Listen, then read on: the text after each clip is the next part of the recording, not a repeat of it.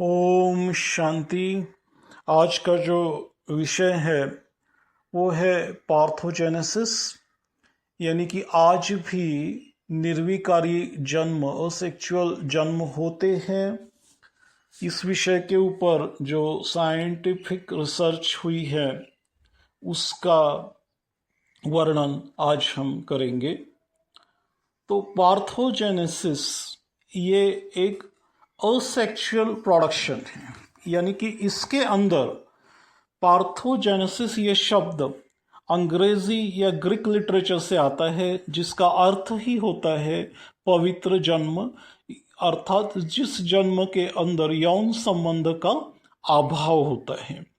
एनसाइक्लो Britannica नाम की विश्वकोश के अंदर इसकी व्याख्या जो है कि parthenogenesis is development of embryo from an unfertilised egg cell.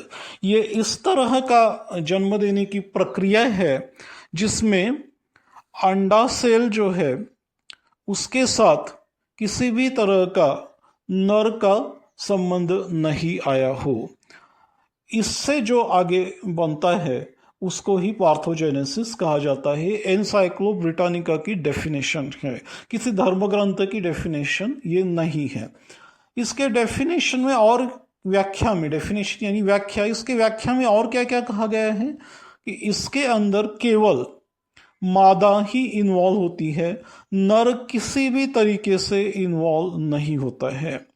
और ये जो चीज़ है ये कुछ तरह के कीड़े, कुछ तरह की मछलियाँ, कुछ बड़े एनिमल्स, आप सोचते होंगे कि ये तो छोटे छोटे जीवों के अंदर होता होगा, ऐसी बात नहीं है। बड़े बड़े जीवों के अंदर भी ये चीज़ पाई गई है।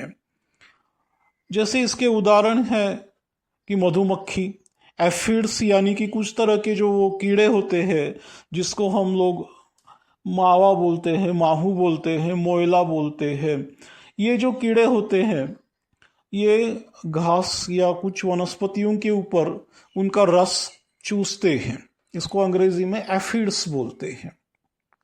हम ये भी डिटेल में देखेंगे कि कोमेडो ड्रैगन नाम के बड़े जीव होते हैं, उनके अंदर भी इसी तरह का चीज़ें प्राप्त होती हैं। किसी तरह के मछलियां हैं, किसी तरह के सर्प भी हैं, इनके अंदर भी ये चीज़ें पाई गई हैं। तो ये इसमें मुख्य बात होती है अफलित अंडा, अनफर्टिलाइज्ड एग। इसका मतलब ये होता है ये वो अंडा होता है जिससे किसी भी तरह से ना अंडाशय में ना अंडे के बाहर में मेल का मिलन हुआ हो। तो कई, जैसे कि आप पूछेंगे कि मुर्गी जो होती है वो भी, मुर्गी के भी तो अंडे होते हैं, तो मुर्गी के अंडों को ये कहा जा सकता है क्या? तो मुर्गी के भी साइंस के हिसाब से दो तरीके से अंडे होते हैं, कुछ फलित होते हैं, कुछ अफलित होते हैं। यानी कुछ एक नर के संयोग से प्राप्त होते हैं और कुछ एक नर के संयोग के बिना प्राप्त होते हैं। अब ये देखा गया है जो अफलित अंडे होते हैं उनसे संतति पैदा नहीं होती है मुर्गियों के अंदर, बाकी जो फलित है उनसे संतति का निर्माण होता है। अब ये सब मनोगणंत है या इसके कुछ प्रायोगिक वैज्ञानिक प्रमाण हैं? तो है। तो चार्ल्स बोनेट नाम के शास्त्रज्ञ, इन्होंने 1740 से 1745 के बीच में, 1740 से 1745, यानी आज से 300 वर्ष पहले ये चीज़ उन्होंने ढूंढ के निकाली। और उन्होंने उस समय के ऑब्जर्वेशन के हिसाब से उन्होंने ये चीज़ एफिड्स में प्राप्त की। एफिड्स, जैसे मैं आपको बता चुका हूँ, ये घास के ऊपर निकलने वाले कीड़े, जिसको हिंदी में माहू, मोयला, लाही या मराठी में मावा हम बोलते हैं, वो उस तरह के होते हैं। ये जू के मॉफिक होते हैं और ये जैसे पेड़ को चिपके हुए रहते हैं। तो उन्होंने ऐसा पाया कि उन्होंने उसमें से जो मेल और फीमेल हैं, नर और मादा, उन्हें सेपरेट किया, फीमेल्स को अलग रख दिया जिसके साथ मेल्स का कोई संबंध नहीं है। परंतु फिर भी ये देखा गया कि फीमेल्स ने अपनी जो संतति है उसे आगे बढ़ाते गए। अब ये तो बहुत पुरानी बात हो गई। आप कहेंगे क्या मॉडर्न रिसर्च इसको अलाउ करती है? 300 साल पहले की बात है। ये साइंस कम्युनिटी के अंदर सबके मन में ये प्रश्न ज़रूर उठता है। इसका जवाब देना बहुत ही सटीक जवाब इसका है कि 2006 के अंदर नेचर जर्नल, जो सबसे सुप्रसिद्ध जर्नल है, इसमें वैट स्पीसी और इनकी जो टीम है, इन्होंने एक रिसर्च पब्लिकेशन लिखा जो है पार्थोजेनेसिस इन कॉमेडो ड्रैगन्स। ये कॉमेडो ड्रैगन्स इंडोनेशिया द्वीपों पर पाई गई सबसे बड़ी जीव है, जो छिपकली के जैसा दिखता है या वो बड़ा जीव होने के कारण मगरमच्छ के जैसा उसका दिखना होता है। तो ये नेचर जो जर्नल है ये सुप्रसिद्ध है, जिसमें कि बहुत ही मान्यता प्राप्त ऐसा संशोधन ही इसमें पब्लिश होता है। ग्राउंड ब्रेकिंग रिसर्च जिसे कहते हैं, जिसमें कुछ बहुत नई बात कही गई हो, इतना उतना सा कुछ कहा गया हो तो उसको जैसे वो जर्नल मान्य नहीं करती है। तो और ये बहुत ही एकेडमिक्स में बहुत ही मान्यता प्राप्त ऐसी रिसर्च की पत्रिका है, संशोधन पत्रिका है, रिसर्च जर्नल है। अभी इसके अंदर ही ये पब्लिकेशन पाया गया है। इसमें जब कोई व्यक्ति कुछ अपना पब्लिश करने के लिए रिसर्च देता है, इसकी अच्छी तरह से छानबीन होने के बाद ही उसको पब्लिश किया जाता है। ऐसा नहीं कि कुछ भी भेजा और अंदाज से पब्लिश हो गया, ऐसा नहीं होता है। अभी हम देखते हैं पार्थोजेनेसिस इन लार्ज फिश। तो कुछ बड़ी मछलियां हैं जिनके अंदर भी कभी कभार ये चीज़ पाई गई है। ऐसे नहीं कि हर जगह हर तरह के से ये चीज़ होती है। तो ये तो बात हमें ब्रह्मातन में आकर परमपिता परमात्मा ने बताई है कि सतोप्रधान सृष्टि के अंदर ही हर जन्म पवित्र होता है। और अभी की सृष्टि तमोप्रधान है, लेकिन अभी भी कुछ ट्रेसेस इसके दिखाई देते हैं। तो ये कभी कभार होने वाला है, इसीलिए इसको पकड़ना हर एक के बस की बात नहीं होती है। तो जैसे इसके कुछ एग्जाम्पल्स है कि झेब्रा शार्क। ये झेब्रा शार्क अच्छी खासी 8 फीट लंबी शार्क होती है। 2016 के अंदर ये एक ऑस्ट्रेलिया का जो मछली घर है उसमें पाया गया कि केवल फीमेल्स थी, मादाएं थी, और उनका किसी भी तरीके से नर के साथ, मेल के साथ संबंध नहीं आया था, पर फिर भी उन्होंने बच्चे पैदा किए। ये ऐसी चीज़ एक ऑस्ट्रेलिया में पाई गई। और एक मछली घर है जो शिकागो में है, वहाँ पाया गया। और एक मछली घर है ओसाका एक्वेरियम जो जापान में, वहाँ भी ये चीज़ें पाई गई। तो ऐसे नहीं कि ये चीज़ें और उन लोगों ने ऐसे ही डाल दी, ऐसा तो संभव नहीं है। इसके अन्य भी प्रमाण हैं जिन्हों से उन्होंने ये चीज़ साइंटिस्ट ने मान्य की। स्मॉल टूथ सॉफिश नाम की एक मछली जो 16 से 23 फीट लंबी होती है, ये 3-4 फीट की लंबी है। इनको फ्लोरिडा में पाया गया और ये इनके साथ भी यही था कि केवल फीमेल्स थी, और फिर भी इन्होंने जैसे कि आगे की संतति पैदा की। बॉनेट हेड शार्क नाम की मछली, ये 3 से 5 फीट तक की मछली है। और ये संशोधन हेनरी डूरली मछली घर ओमाहा यूनाइटेड स्टेट्स में पाया गया। और जैसे कि इन्होंने कहा कि इनका भी कोई मेल के साथ संबंध नहीं आया था, केवल मादाओं ने ही इसे पैदा किया। अब ये साइंटिफिक रेफरेंसेस जो है इसके, जो चैपमन डीडी और उनकी सदस्यों ने ये बायोलॉजी लेटर्स नाम के जर्नल में ये चीज़ पब्लिश की।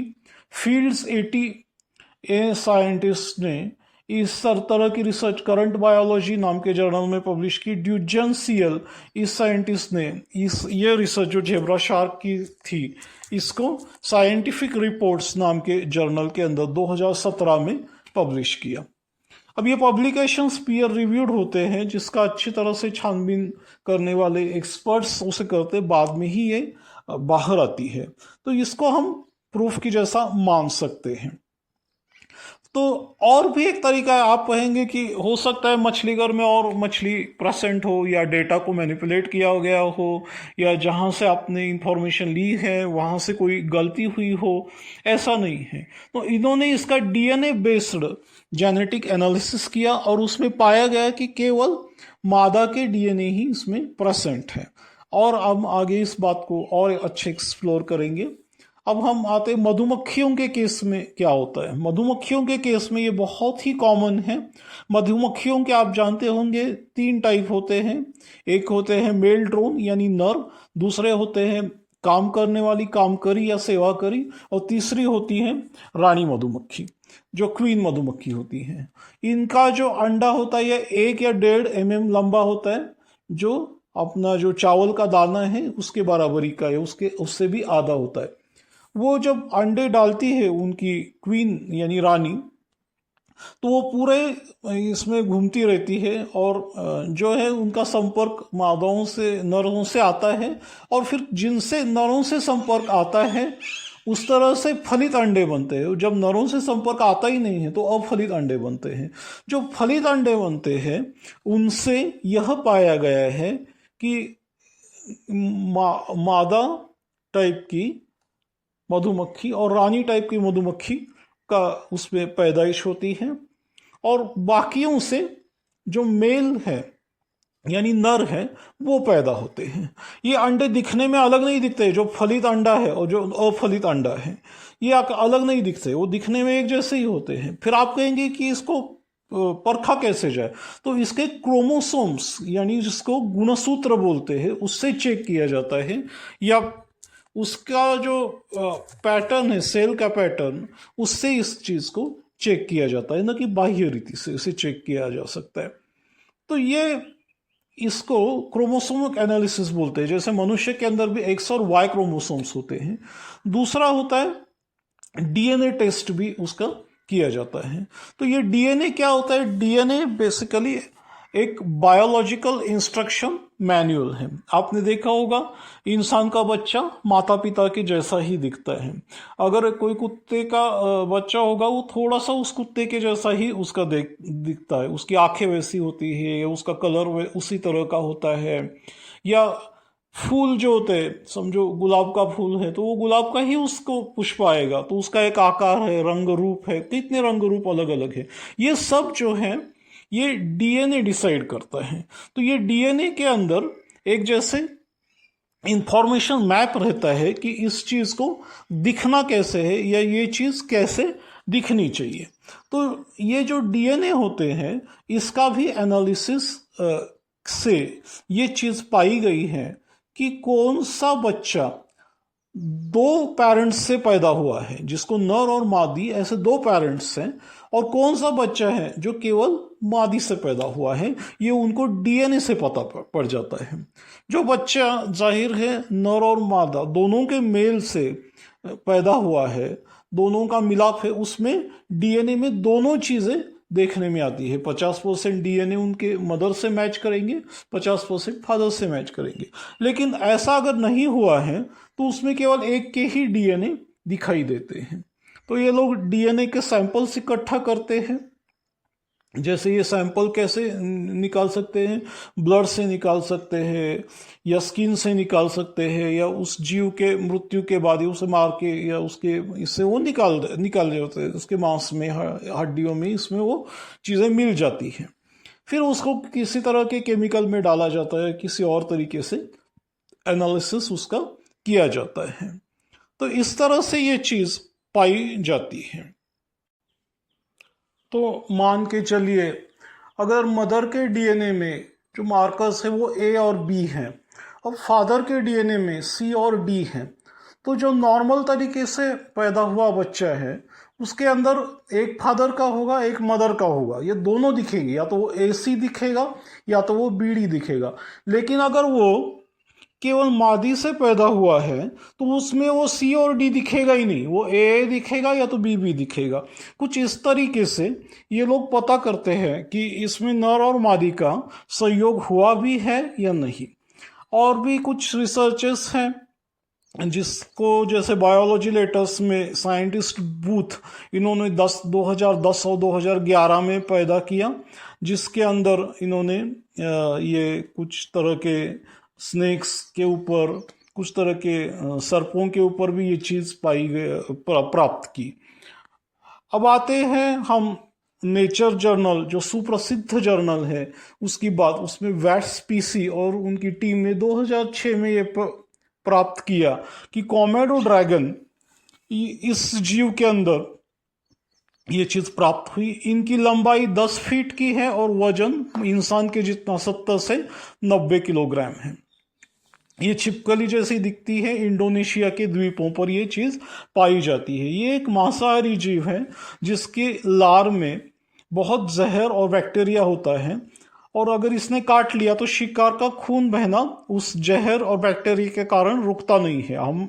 हमारा खून बहना रुक जाता है, लेकिन वो अगर इस जीव ने काट लिया तो रुकता नहीं है और वो कमजोर होकर गिर जाता है और उसका मृत्यु हो जाता है। तो ये इतने बड़े जीव के अंदर भी कभी कभार जब ऐसी घटनाएं हैं कि जब उसको मेल अवेलेबल ही नहीं है, तो नेचुरल तरीके से ये फीमेल्स उसको पैदाइश में बदल देते हैं।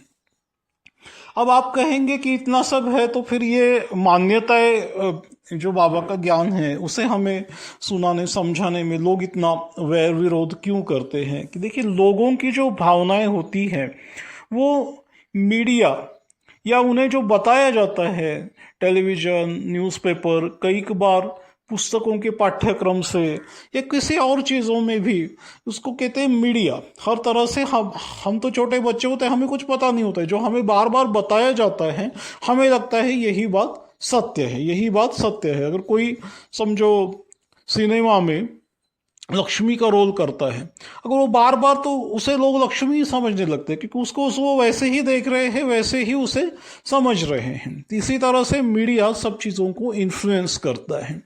और एक बात मैं इस विषय में बहुत अच्छी बताना चाहता हूँ कि हमारे विद्यालय के जो पूर्व वक्ता थे, जो प्रथम वक्ता थे, प्रथम लेखक थे, जिन्हें गणेश जी या व्यास जी भी कहा जाता है, वो वक्ता जगदीश भाई जी, वो भी इस विषय के ऊपर एक किताब लिखना चाहते थे, परंतु जैसे उनकी प्राकृतिक अस्वस्थ के कारण और शारीरिक रीति से वो हमारे से दूर चले जाने के कारण ये कार्य वो पूरा कर नहीं पाए। नहीं तो वो और एक अच्छी किताब हमसे, ब्राह्मण परिवार से मिस हो गई। अब ये मीडिया का कार्य करना, इसको अटेंशन इकोनॉमी बोलते हैं, और ये एक बिजनेस करने का नया तरीका है। इसके ऊपर एक किताब है जिसमें कहा है कि जिसका नाम है the attention economy, understanding the new currency of business. यानी लोगों का जो है अटेंशन, लोगों का ध्यान आप खींचो और इसी तरह से बिजनेस को चलाओ। जैसे कि एक हवा चला दी भाई, 1 लाख रुपए की फलानी फलानी कार आएगी, तो ये इसके कारण क्या हो गया कि हर एक के मन में ये एक इच्छा जागृत हो गई कि अभी मैं भी कार पैदा कर सकता हूँ। या फिर वो कुछ समय पहले एक एडवर्टाइज चली थी कि 1300 या 1400 या 800-900 रुपए में भी आप विमान में बैठ सकते हैं। तो इस तरह से क्या हो गया कि मार्केट को कैप्चर करने के तरीके होते हैं। और इसी तरह के और भी चीज़ें हैं जिसमें कि जर्नल ऑफ इकोनॉमिक लिटरेचर है जो 2025 में, इसमें भी एक रिसर्च पब्लिकेशन है लॉन्स्टीन और आदि ऑथर्स का, जिसमें कि यही चीज़ें बताई गई हैं। फिर और एक पेपर है जिसमें कैरेन नेल्सन फील्ड ये कहते हैं the attention economy, how media works. तो मीडिया का एक तरीका है कि अपने तरफ ध्यान खिंचवाना और उसी चीज़ को फिर सही साबित करते रहना। और फिर ऐसे कई सारे रिसर्च आर्टिकल्स है, क्या बुक्स है, उसमें उन्होंने कहा है कि बड़ी बड़ी कंपनियां हैं, बड़े बड़े जो उद्योग समूह हैं, और वो मीडिया से मिलीभगत करते हैं और अपनी बात को पहुंचाते रहते हैं लोगों तक। और फिर बार बार वो चीज़ सुनने के कारण वही चीज़ सत्य है, वही चीज़ सत्य है, ऐसे मनुष्य के भावनाएं, मनुष्य की धारणाएं बन जाती हैं। तो ये सारी स्टडीज हमें यही बताते हैं कि डिजिटल प्लेटफॉर्म्स को कैसे डिज़ाइन करना चाहिए, एडवर्टाइजिंग कैसे करना चाहिए, और जो है मनुष्य का ध्यान कैसे खिंचवाना चाहिए। और फिर इसी तरह से बातों का जैसे बोल बढ़ता जाता है, प्रोपोगंडा बढ़ता जाता है, और वो बात फिर लोगों को सत्य लगने लगती है, राइट। तो इसी तरह से ये बातें, जैसे इनका समय है बाबा के कहे अनुसार, अभी राज्य ही रावण का है, मंत्री प्रेसिडेंट सभी रावण के ही बैठे हुए हैं, तो वो सारी इस बात को प्रसार प्रचार में कर देते हैं। हम भी बाबा के बच्चे हैं, तो हमें भी क्या करना चाहिए, शिव बाबा की बातों को अच्छी तरह से ढंग तरीके से, अलग अलग तरीके से, अलग अलग ढंगों से कि समाज के आगे रखना चाहिए। क्योंकि बाबा तो सारा कार्य 1 सेकंड में कर सकता है, लेकिन वो हमसे श्रेष्ठ कर्म करवाने की चेष्टा करता है, इसीलिए हमें ये कार्य दिया गया है।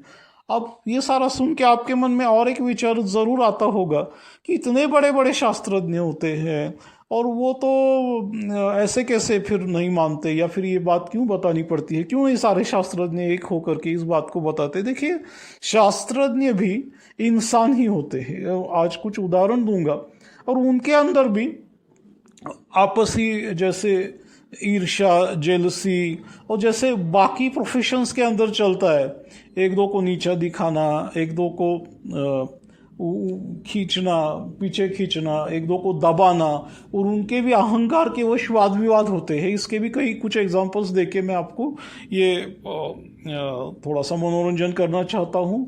तो एक जो है कि एक बैरी मार्शल और रॉबिन वॉरेन नाम के एक साइंटिस्ट थे।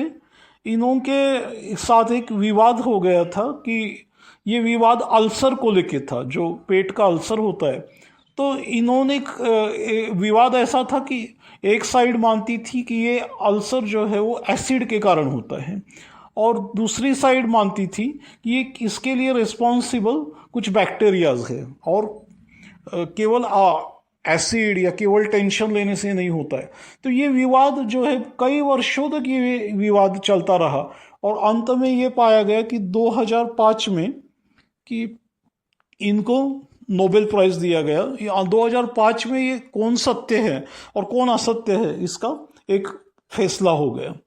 इसी तरह से एक जंपिंग जेन्स ट्रांसपोजेबल एलिमेंट्स नाम की रिसर्च थी, जो बारबरा मैकक्लिंटॉक इन रिसर्च की थी, और इसके ऊपर भी लगभग 100 साल तक, 80-100 साल तक डिबेट चलता रहा कि ये चीज़ ऐसी है या ये चीज़ ऐसी है।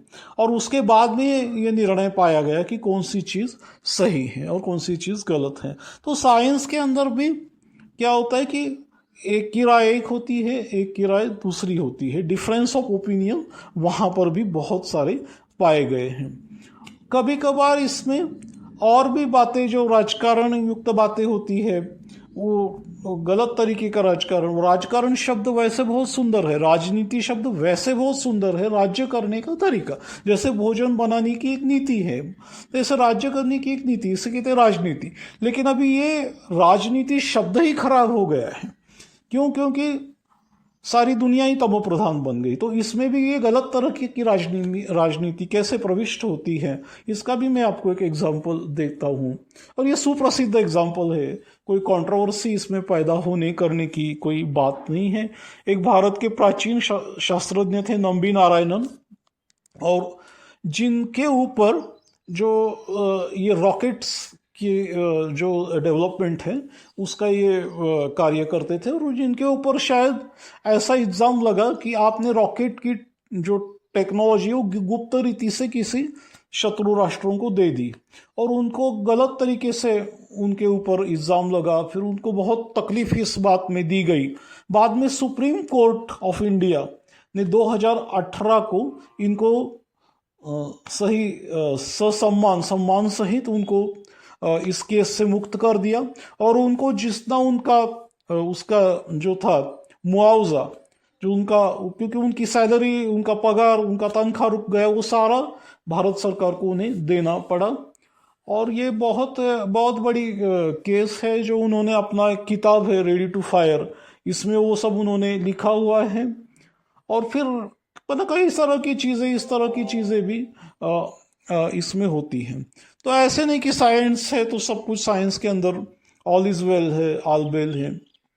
तो इस तरह की चीज़ें साइंटिफिक रिसर्च के अंदर भी होती हैं। अब हमें इसमें क्या करना है, क्या देखना है?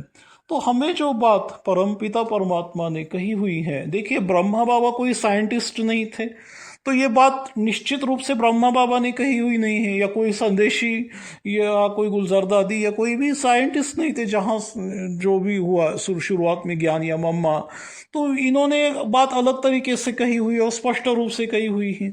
ये जो साइंस के रिसर्च करने वाले हैं, ये कोई बीकेस नहीं है या बीकेस से एसोसिएटेड लोग नहीं हैं, तो इन्होंने अपनी रीति से ये रिसर्च निकाली हुई है। तो इसकी सुंदरता ये है कि इनकी बातें जो अलग अलग धाराओं से, अलग अलग विचारधाराओं से ये बातें निकली हैं, लेकिन ये बातें आपस में मेल खाती हैं। तो हमें भी क्या करना चाहिए, हमें जो संपूर्ण सत्य परमात्मा है उसकी बात को मानकर चलना चाहिए। आशा करता हूँ ये आज का एपिसोड आपको अपनी ये जो पवित्रता की धारणा है, इसमें जो कई बार ये कन्फ्यूजन बहुत स्वाभाविक तरीके से उठता है, क्योंकि हम कई जन्म देह में ले चुके हैं, हम देहधारी हैं, तो ये संभव है कि हमें ऐसा लगे। तो इसको समाप्त करने में ये एपिसोड आपकी मदद करेगा। बाकी बाबा की कही हुई बात यह है कि आपको लगता होगा वाह वाह ये तो आज पब्लिश हो गया, फटाफट इससे सेवा हो जाएगी बस सबको। ये तो लोग जिनको देवी देवता बनना नहीं है, यानी जिनके हृदय के अंदर ये प्रेरणा नहीं है कि मैं पहले ऐसा गुणवान श्रेष्ठ चरित्रवान बन जाऊं और परमात्मा शक्ति से इस दुनिया को स्वर्ग बनाऊं और इसमें मेरा कुछ कंट्रीब्यूशन हो, ये उछल जिनके अंदर नहीं है, ऐसे लोगों को ये लेक्चर भी आप सुना देंगे तो उनके लिए तो ये लेक्चर जैसे कोई अन्य लेक्चर के जैसा ही है। तो इसीलिए बाबा भी हमें यही बात कहते हैं कि जो कल्प पहले वाले मेरे बने हुए होंगे वही मेरे बनेंगे। बाबा के कई महावाक्यों के गहन अर्थ होते हैं, लेकिन बाबा अगर बहुत गहन तरीके से इसे समझाने लगे तो समझना मुश्किल हो जाएगा, सारी लोग इसे समझ नहीं पाएंगे। तो बाबा हमें उसी सिंपल तरीके से ये बातें सुनाते हैं। तो आशा करता हूँ ये एपिसोड, ये वीडियो ने आपका काफ़ी मनोरंजन किया होगा, आपके ज्ञान के अंदर कुछ इम्प्रूवमेंट आई होंगी, और कुछ अगर आपको लगा कि इसमें कुछ अलग चीज़ें आप जानते हैं, आपका अलग नज़रिया है, आप कमेंट में हमें ये बात बता सकते हैं। अच्छा, हंस सरोवर पुणे की तरफ से ब्रह्मा कुमार मयूर मैं आज आपसे विदा लेता हूँ। अगर आपको ये सब अच्छा लगा होगा तो 1 मिनट के लिए हंस सरोवर प्रकल्प जो निर्माणाधीन प्रकल्प है उसको अपनी एक दुआ भेज दीजिए। देखिए ये तो सिद्ध हो गया ना कि भौतिक अभौतिक चीज़ें, अप्राकृतिक चीज़ें हैं। तो अगर आप श्रेष्ठ मन से दुआ करेंगे तो हमारे प्रोजेक्ट को भी बहुत बहुत मदद मिलेगी। ओम शांति।